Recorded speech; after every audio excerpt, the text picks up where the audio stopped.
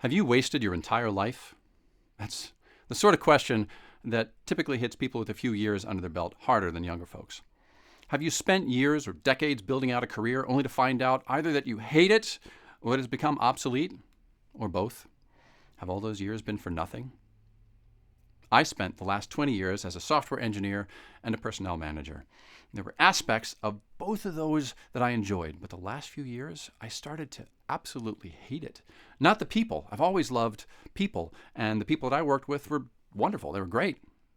Might have been a couple of exceptions, but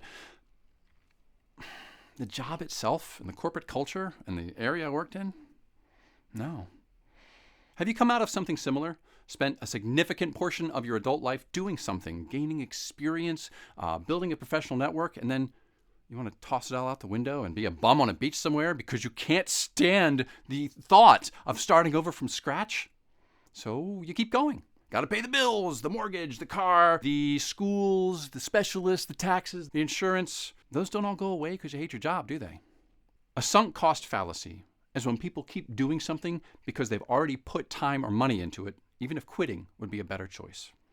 You find yourself anchored, not just because the career you sunk all that time and effort into, but in meeting the responsibilities you've lovingly taken on in your life. The mortgage is for the house where your family is sheltered and makes memories. The car is your freedom to travel for work and for play.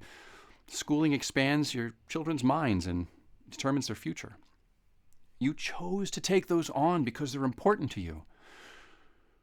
So what do you do about that split in your life between doing what you truly love and doing what you do to enable what you love? I'm going to quote Gary Vee here because he answered a question in a Q&A last year that punched me in the gut in a good way. If you're doing something that provides you money but isn't your passion, then where are you with it? Depending on where you are, like, I like it, I'm kind of okay with it, I can tolerate it. When it gets into I hate it, you got to be careful, because when you hate it, that's when people start to get into a dangerous place, because hate it creates an opening for you to take your money and spend it on doodads to compensate for hating your day-to-day. You start using your money to close the gap on pain, and that gets into alcoholism and drugs, thrill-seeking, casual sex, all stuff that ultimately leads to hitting rock bottom emotionally, because you're spending your money to buy a proxy to happiness. My goal is to do the thing that I am passionate about, and for that to be 100% of my income and my time dedication, and then live within the means of whatever that provides, because happiness is so much more sustainable. Money is not a proxy to happiness.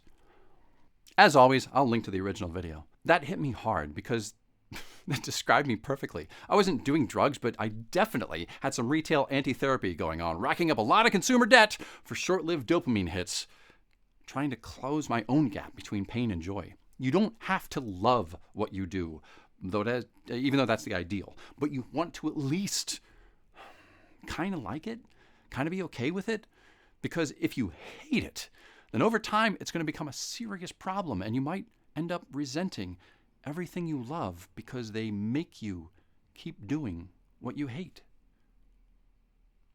So what's next? How do you get from hate it to love it, or at least, I'm kind of okay with that? Well, back to the sunk cost fallacy and the idea that you either keep doing what you've always done or else start over from zero. Well, let's look at the worst case scenario. You really do have to start over from zero and learn an entirely new skill stack and work your way back up to a livable income. How long have you been in your current job or career? 5 years? 10? 20? Let's say you're 40 years old and you could magically go back into your 20-year-old body with all of your life experience. Do you really think it would take you 20 years to get back to your current level of income? No, of course not. You already have the skills and knowledge you picked up, and you'd be able to rocket past your previous timeline and get back to your 40-year-old level in a fraction of the time. Here's the cool thing. The skills in your job description are not all that you've learned. Along the way, you've also learned time management and conflict resolution, emotional intelligence, and greater self-confidence, self-awareness, soft skills.